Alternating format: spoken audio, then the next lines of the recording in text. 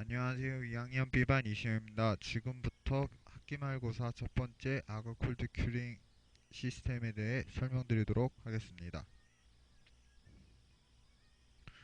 네, 첫 번째로 저희가 수업 시간에 인공지 배열과 치엔 형성을 했던 상황 모델과 하악 모델입니다. 이런 식으로 해줬습니다. 네, 두 번째로는 상황 모델은 악어 콜드 큐링 시스템으로 하고 하악은 히트 큐링 시스템으로 하는데, 일단 악어 콜드 큐링 시스템을 하기 위해서는 악어 콜드 이거 아가를 부을 수 있는 특별한 플라스크가 있습니다. 하지만 이게 뭐 임상에서도 많이 팔리지는 않고 많이 사용하지는 않아서 구하기는 그렇게 쉽지는 않은 걸로 알고 있습니다. 일단 이 아가 콜드 큐 시스템 과정을 하기 위해 이 아가 콜드 큐 시스템 장점을 먼저 말씀드리면 크게 네 가지로 있습니다. 시간을 단축시킬 수 있고, 두 번째는 리스크를 감소할 수 있습니다. 세 번째로는 플라스타의 소모를 감소시킬 수 있고, 네 번째는 피니싱 타임이 감소됩니다. 또한 아가 같은 경우는 재사용이 가능해서 한번 사용하고 나서도 다시 사용할 수도 있습니다. 또 화학 분리 시에 의치상 및 인공치 파절이 되지 않기 때문에 더 안정성이 있습니다. 그리고 이렇게 아가 탱크에서 아가가 이렇게 흘러서 내려가는 모습인데, 이거에 때 뭐 참고사항이나 주의사항 같은 경우는 아가를 아가 탱크에 넣고 끓이고 92도씨에서 용해 온도의 48도씨에서 하강합니다. 높이는 그렇게 높은 높이에서 하지 않고 한 10cm, 20cm, 10cm 정도로 하면 될 것 같습니다. 또한 22도 이거 아가를 다 부으고 나서는 22도씨 실내 온도 물에 소킹을 시킵니다. 플라스크를 정확하게 위치시킨 뒤 곰보링을 확인합니다. 또한 이 아탱크의 온도는 48도씨에 돼 있는 거에 주입을 시키고, 주입이 되면 벤치 쿨링을 시킨 뒤 차가운 물에 넣어줍니다. 그때 시간은 40분 내외 시켜주는 것이 가장 좋습니다. 또한 침수시킬 때 나비치의 교환면과 절단면 정도까지 물에 침수되게 시켜야 하며, 차가운 물에서의 아가가 그 이유는 차가운 물에서의 아가가 수축 보상을 하기 위해서입니다. 그 다음 과정으로는, 이게 일단 그 아가가 다 부어졌을 때 한번 분리했을 때 네, 화면입니다. 이렇게 조심스럽게 분리를 해줍니다.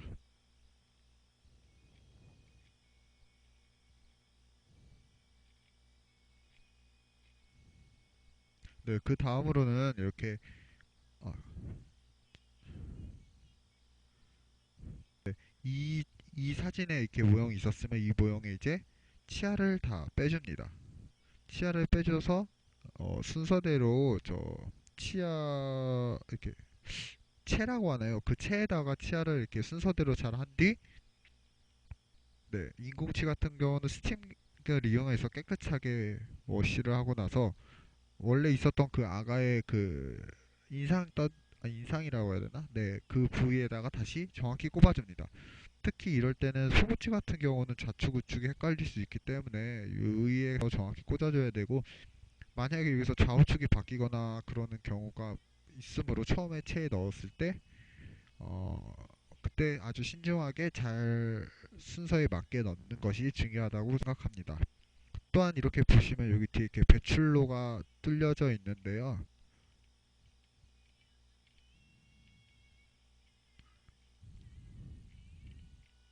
배출로 형성 시 주의사항은 사학은 가운데 주임로 좌우가 배출로, 하학은 가운데 주임로 좌우가 배출로, 이렇게 돼야 되고, 주임로는 무조건 배출로보다 구멍이 좀 더 커야 합니다. 이것이 일반적으로 저희가 그러니까 주임로와 배출로 뚫었을 때 사항이고, 또 배출로보다 높아야 하는 것도 바람직합니다. 그리고 저는 이거 한번 뚫었을 때 이거 원래 그 뒤쪽에 구멍이 세 개가 있는데, 그쪽에서 그 안쪽으로 뚫었었는데 저는 개인적으로 안쪽에서 이 바깥쪽 구멍으로 뚫는 게 더 쉬운 것 같습니다.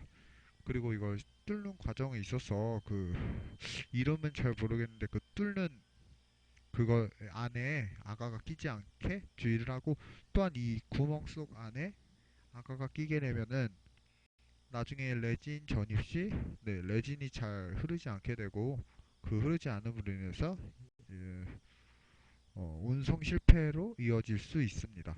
그렇기 때문에 이 주유나 배출구를 뚫는 것이 레진을 잘 흐르게 하기 때문에 잘 뚫어야 되는 것 같습니다. 그쵸.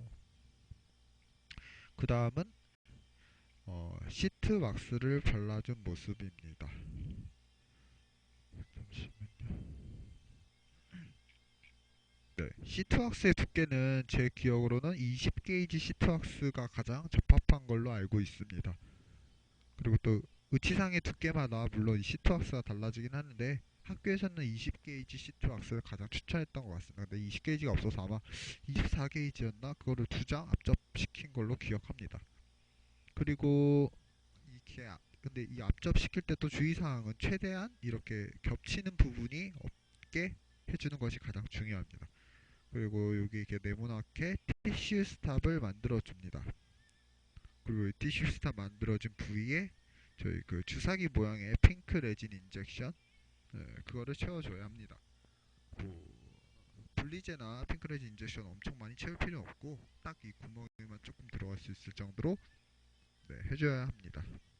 그 핑크레진 인젝션을 하는 이유는 몰라서 한번 알아봤는데 파이버 메쉬가 레진 속에 들어갈 때 시트왁스의 공간만큼 띄워주는 역할을 한다고 합니다. 네, 이게 이 사진이 그 핑크레진 인젝션을 넣어주는 사진입니다. 그 다음은 이렇게 포장을 하죠. 네, 포장지 속에 있는 파이버 메쉬를 꺼내고 파이버 메쉬는 라이트에 노축되지 않도록 합니다. 네, 이렇게 소재가 불빛에 의해 경화되어지기 전에 모형상에 그대로 올려놓고 코팅지 내부 속에 파이버 메쉬가 올려진 채로 넣어주고 진공 흡착기에 필름 코팅기를 설치하고 공기가 빠지면서 비닐 내부에 파이버 메쉬가 압접되게 됩니다. 지금 이 과정이 이 코팅기 속에 이거 포장지를 이렇게 보면은 검은 선이 있는데 그 검은 선에 맞춰서 넣고 실링을 해주면 됩니다. 그리고 이렇게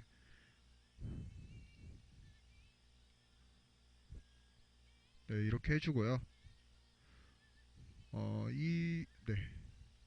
잠시만요. 그리고 이 지금 중간 사진이 없는데 이렇게 앞접을 해준 다음 광중압기에다가 네, 광중압을 해줘야 합니다.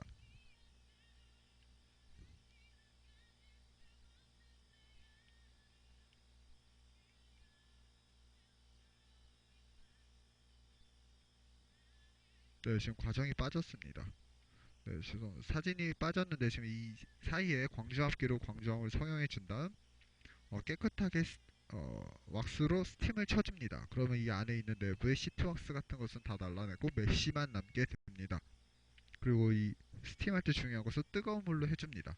그리고 이렇게 메쉬가 남으면 가위로 잘라내는데 잘라내는 거는 보드에서 훨씬 더 위로 최대한 길지 않고 짧게 잘라줍니다. 그래서 저도 자르면서 제 생각보다 훨씬 짧아가지고 좀 이게 맞나 이런 식으로 좀 생각을 하긴 했는데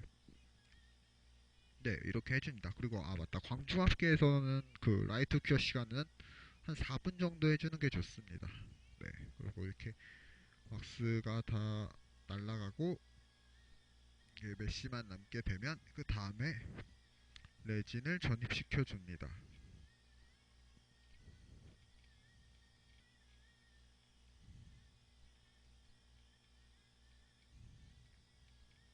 네. 이렇게 레진을 주입시켜 줄 때 주의사항은 저는 하면서 좀 했던 게 이렇게 레진을 주입로에다 이렇게 부어주게 되면은 배출로를 통해서 이렇게 레진이 뽀글뽀글 올라와야 되는데 만약에 이 레진의 혼수비가 적어서 이게 좀 돼가지고 안 올라올거나 아니면 이 적당한 높이에서 떨어져야지 그 흐름성이 더 좋다고 해야 되나? 네, 그 높이에 의한 그런 흐름성이 더 좋아지게 되는데 그런 것도 다 주의를 해서 해야 되고 만약에 도중에 굳게 되면은 진짜 말대로 이 전 과정이 하기 다 숲으로 돌아가기 때문에 이 과정을 잘해줘요. 그리고 주입로에서 안 나온다 싶을 때는 그렇게 뭐 추천하는 방법은 하지만 배출로에도 이렇게 부어줘야지. 아무튼 네, 만약에 정 안 나오는 경우에는 배출로에도 이렇게 레진을 넣어줘야 합니다.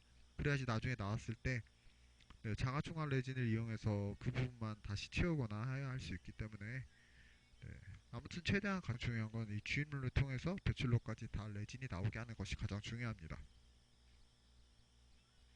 그 다음은 압력 중압기에 이제 네, 레진 다 넣은 것을 중압을 해야 합니다. 타이머의 시간과 온도는 잘 맞추는 것이 중요하고요. 네, 그 다음은 좀 그렇게 압력 중압이 된 사진입니다. 이렇게 지금 사진과 같은 덴처는 아주 잘 나온 편에 속하고 이렇게 주입로와 배출구까지 다 잘 나왔습니다. 그러면은 이제 그 다음 과정은 아마 지금 아까 콜드 큐링 과정 시스템에 대해서 설명하고 팔리싱 과정에 대한 사진은 첨부하지 않았는데 어, 만약에 하게 되면은 여기 주입로 부분을 덴처바로 삭제하고 배출로 부분도 덴처바로 삭제를 해줍니다.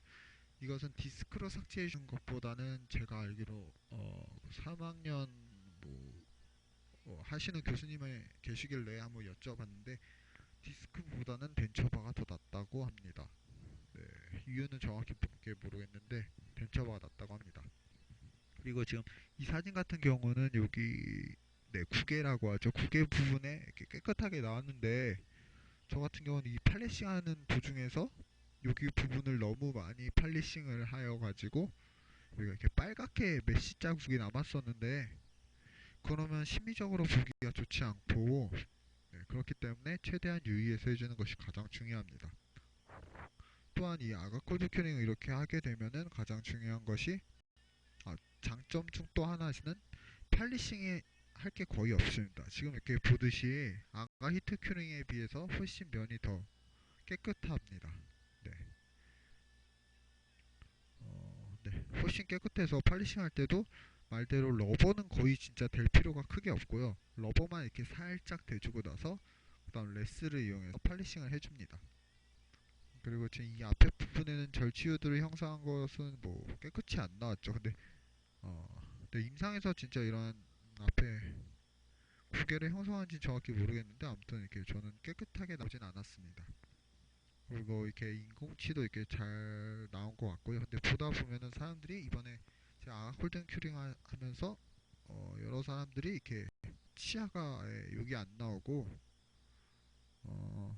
치아가 아예 나오지 않고 이게 아예 이런 레진으로 나오거나 그런 거에 주의사항을 해야 됩니다. 그리고 여기 보면 막 기포가 많거나 이렇게 빵꾸가 많이 뚫린 게 있는데 그런 것은 네, 그 레진 리퀴드의 양이 너무 많았거나 그런 경우가 있으므로 이거의 흐름성을 너무 좋게 한다고 리퀴드를 너무 많이 넣게 되면 또 안 좋으니까 그 제조사에 맞춘 양이 가장 적당한 것 같습니다.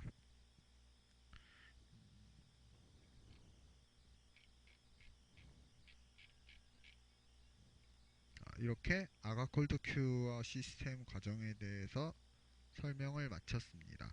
감사합니다.